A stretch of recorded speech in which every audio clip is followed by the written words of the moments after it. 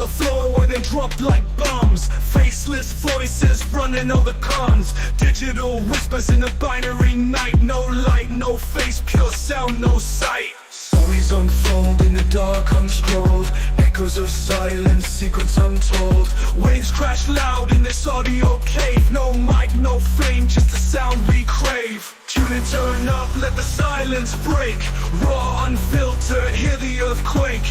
No mic needed, just a vibe that's real. Faceless words you can touch and feel.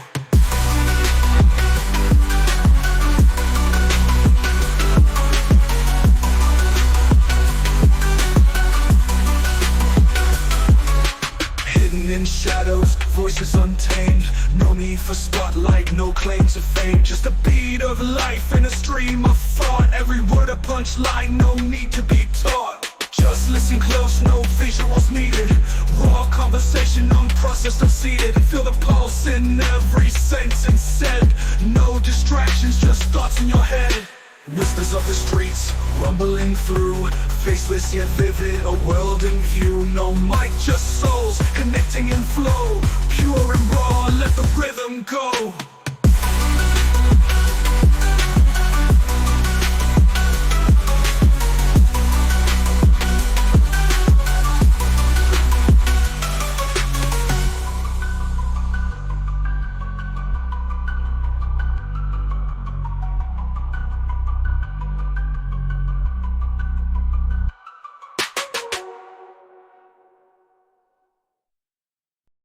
John Barwise on I, Ego, Self, Dictionary of Arguments. Peacock I-137F. I Situation Semantics. Barwise Perry, rule for use might be feasible, E will always refer to the speaker. Situation semantics. Peacock, that determined fully the meaning, however, it requires more than just understanding of the language in which it happens. The speaker must always know that he himself, for example, is Smith, or fulfills any other description, therefore a rule is not sufficient. I reference rule Peacock, needs additional intention, manner of presentation of the first person. First person. Barwise's most enduring legacy in linguistics comes primarily from his work on situation semantics, developed in collaboration with John Perry. This theory presented a revolutionary alternative to traditional truth-conditional semantics. Instead of defining a sentence's meaning solely by its truth conditions in every possible world, situation semantics argued that meaning fundamentally arises from the relationship between utterances and specific, limited aspects of the real world called situations. Kenneth John Barwise was born on June 29, 1942, in Independence, Missouri, to Kenneth T. and Evelyn Barwise. He displayed an early intellectual curiosity and wit, even creating YY as a personal logo for the family name. Barwise's academic journey began at Yale University, where he earned his Bachelor of Arts degree in both mathematics and philosophy in 1963. He then pursued his doctoral studies at Stanford University, completing his PhD in mathematics in 1967 under the supervision of Solomon Fieferman. His early research focused on infinitary logic. John Barwise 1942–2000 was a pivotal figure whose work transcended traditional academic boundaries, leaving a significant mark on logic, mathematics, philosophy, and linguistics. His intellectual journey, from his early life to his groundbreaking theories, consistently sought to connect abstract formal systems with the complexities of real-world information and language. Kenneth John Barwise was born on June 29, 1942, in Independence, Missouri. From a young age, he showed a keen intellect and a playful wit, even designing a personal YY logo for his family name. His academic path began at Yale University, where he earned his Bachelor of Arts degrees in both mathematics and philosophy in 1963. He then moved on to Stanford University, completing his PhD in mathematics in 1967 under the esteemed supervision of Solomon Fieferman. Barwise's early research interests were rooted in infinitary logic, a highly technical area of mathematical logic. Following his doctoral studies, Barwise held assistant professorships at Yale University and the University of Wisconsin. During this period, his intellectual horizons broadened considerably, shifting towards the intricate domain of natural language. This crucial transition laid the groundwork for his future, highly influential contributions to the philosophy of language and formal semantics. His career eventually brought him back to Stanford in 1983, where he played a foundational role in establishing and directing the Center for the Study of Language and Information (CSLI), a testament to his interdisciplinary vision. In 1990, he joined Indiana University, continuing his distinguished career until his passing in 2000. Barwise's doctoral dissertation, completed in 1967, focused on infinitary logic, a branch of mathematical logic concerned with languages that allow infinite conjunctions or disjunctions. This foundational work set the stage for his subsequent explorations into the limits of definability and expressiveness in formal systems. The Barwise compactness theorem, named after John Barwise who stated and proved it in 1967, is a significant generalization of the classical compactness theorem in first-order logic. While the traditional compactness theorem applies to finitary languages where sentences are of finite length, Barwise extended this concept to certain infinitary languages, specifically those belonging to countable admissible sets. In essence, it states that if every a-finite subset of an a-recursively enumerable set of sentences in such a language has a model, then the entire set of sentences has a model.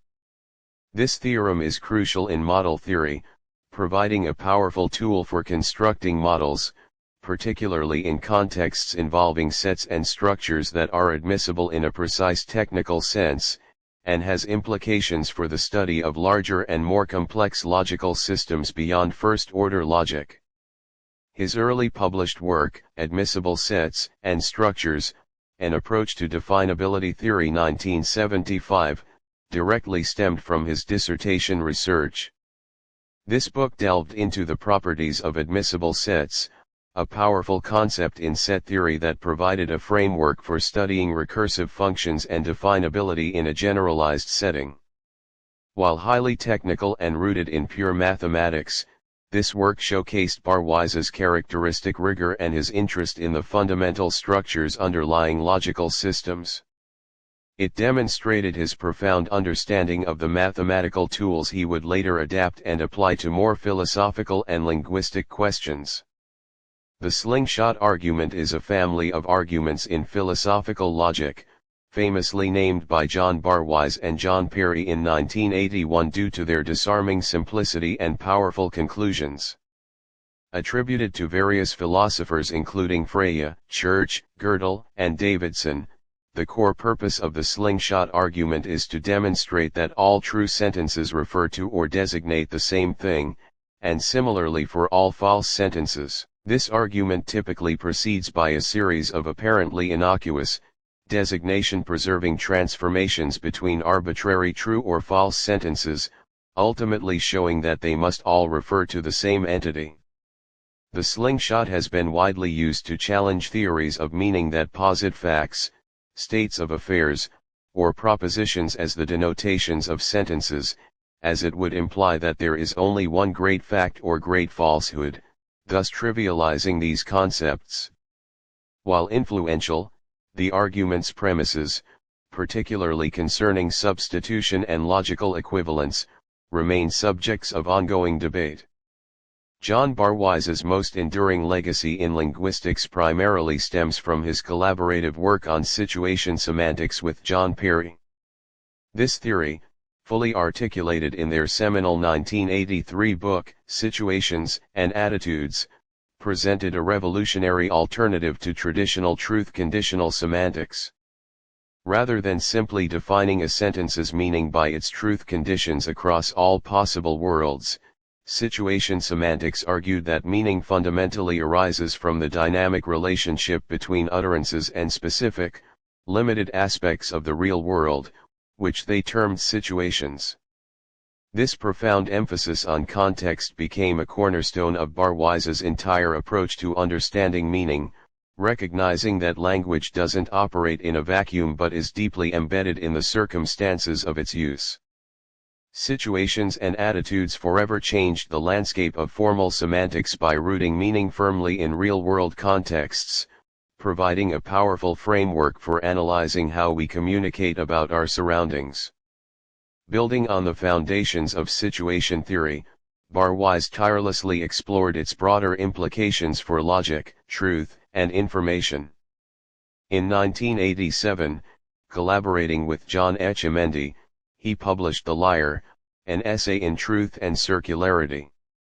This groundbreaking work applied Barwise's innovative ideas, particularly the use of non-well-founded sets or hypersets, to tackle the notoriously perplexing liar paradox and other paradoxes involving self-reference. By offering novel solutions grounded in the specific situations propositions describe, they provided a fresh perspective on long-standing problems in logic and the philosophy of language.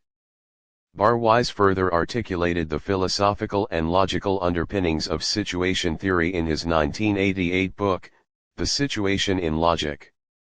This work solidified situation theory's place as a robust framework for understanding not just linguistic meaning but also the very nature of information itself, laying out a formal system for reasoning about partial information and contextual dependencies.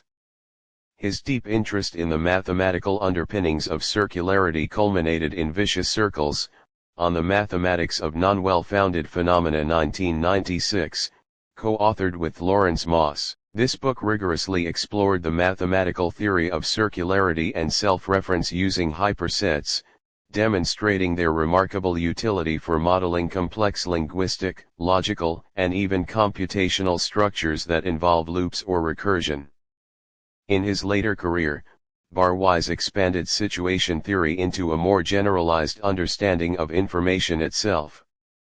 This resulted in Information Flow, The Logic of Distributed Systems 1997, co-authored with Jerry Seligman. This influential work analyzed how information is conveyed, constrained, and processed across diverse systems, ranging from the intricate workings of computers and distributed databases to biological processes and even the fundamental principles of quantum mechanics. It sought to build a universal logic of information, transcending specific domains.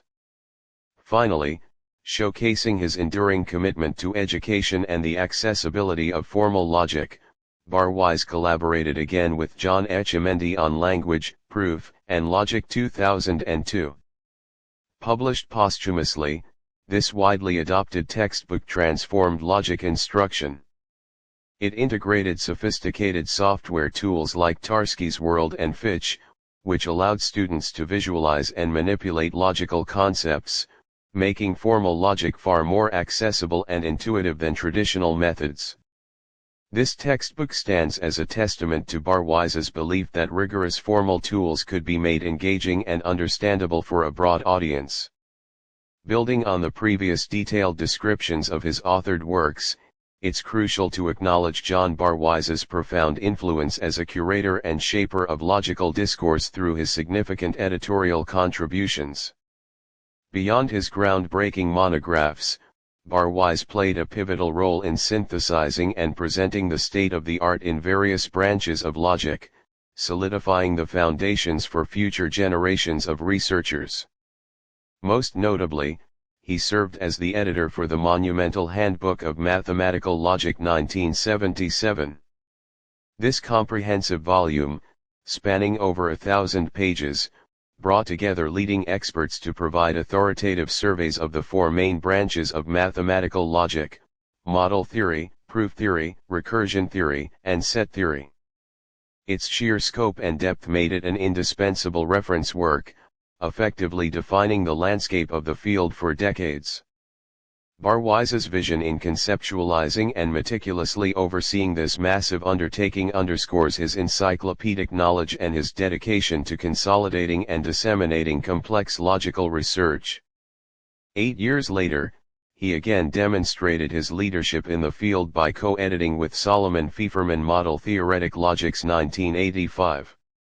This book focused specifically on the then burgeoning area of model theory, which studies the relationship between formal languages and their interpretations in mathematical structures. This collection presented cutting-edge research on various logical systems beyond first-order logic, showcasing the expressive power and limitations of different formal languages. Both of these edited volumes are considered foundational texts in their respective areas, serving not only as definitive references but also as crucial educational resources for advanced students and researchers. They stand as clear testaments to Barwise's remarkable breadth of knowledge, his keen eye for identifying important directions in logical inquiry, and his enduring influence on the intellectual landscape of mathematical logic. Barwise's intellectual trajectory was characterized by a consistent drive to bridge the gap between abstract logical systems and the messy reality of language and information. His work continues to influence scholars across numerous disciplines, leaving a profound and lasting legacy. When used in a class or seminar, Section 6 should be supplemented with coffee_not_decaffeinated and a light refreshment. We suggest Heatherton rock cakes.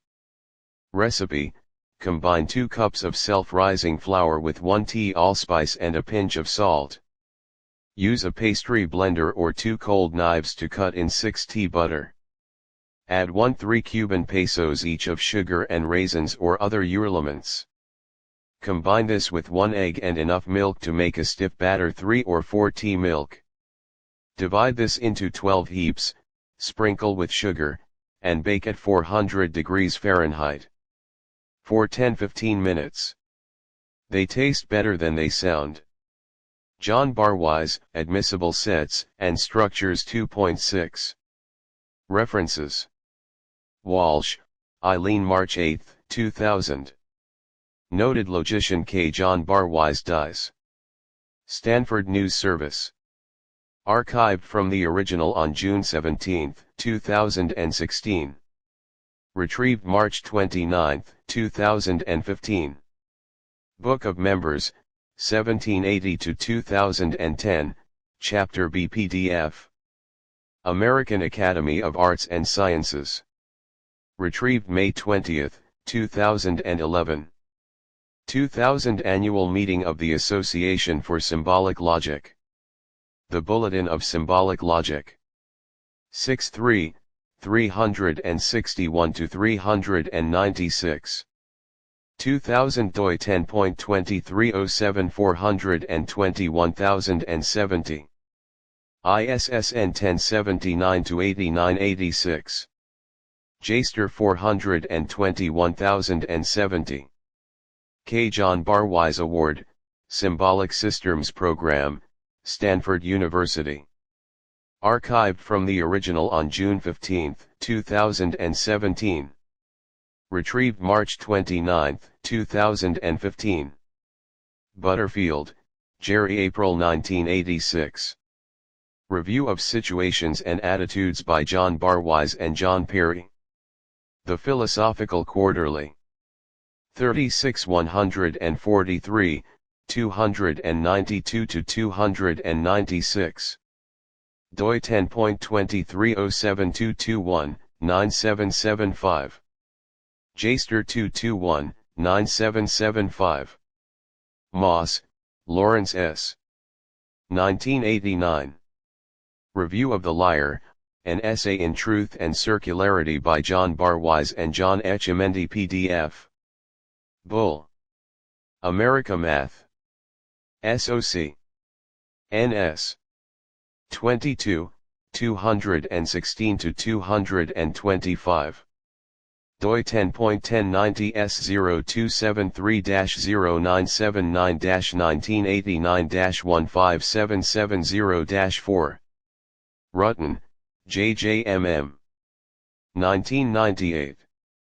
Review of Vicious Circles, on the Mathematics of Non-Well-Founded Phenomena by John Barwise and Larry Moss PDF. Bull. America Math. SOC. NS. 35-1, 69-75. doi 10.1090S0273-0979-98-00735-6.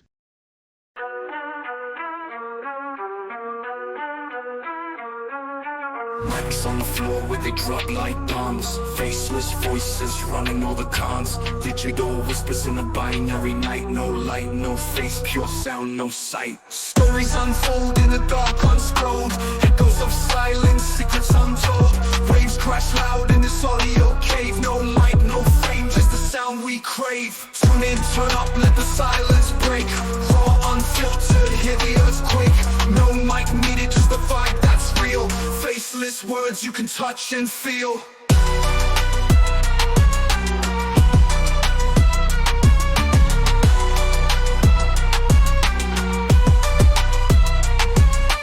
Hidden in shadows, voices untamed. No need for spotlight, no claim to fame. Just a beat of life in a stream of thought. Every word a punchline, no need to be taught. Just listen close, no visuals needed. Raw conversation, unprocessed, unseated. Feel the pulse in every sentence said. No distractions, just thoughts in your head. Whispers of the streets, rumbling through. Faceless yet vivid, a world in view. No mic, just souls, connecting in flow. Pure and raw, let the rhythm go. Pure and raw.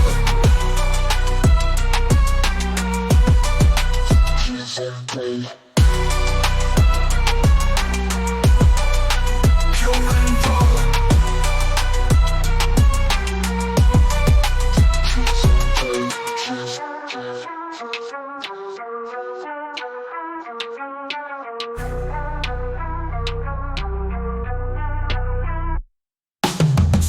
Turn up, let the silence break. Raw, unfiltered, hear the earthquake. No mic needed, just the vibe that's real. Faceless words you can touch and feel. Tune in, turn up, let the silence break. Raw, unfiltered, hear the earthquake. No mic needed, just the vibe that's real. Faceless words you can touch and feel. Pure and raw.